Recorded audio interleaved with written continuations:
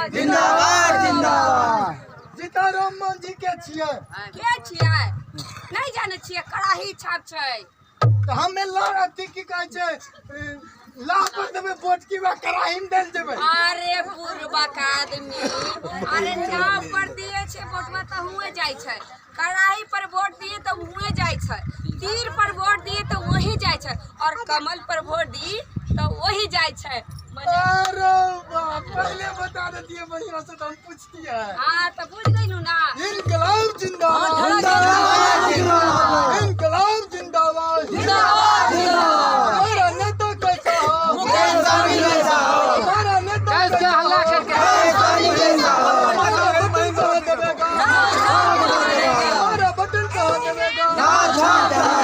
जो परे हो टक्कर में कोई नहीं है, टक्कर में जो परे हो टक्कर में कोई नहीं है, टक्कर में। बहुत बहुत धन्यवाद जो आप लोग अपना कीमती समय दिए। आने वाले 7 तारीख को बूथ में जाइए, 11 नंबर यानी कि बटन दबाइए और भारी मतों से मुकेश भैया को विजय बनाइए ताकि हमारा गांव समाज यानी सिटी बख्तियारपुर का विकास है।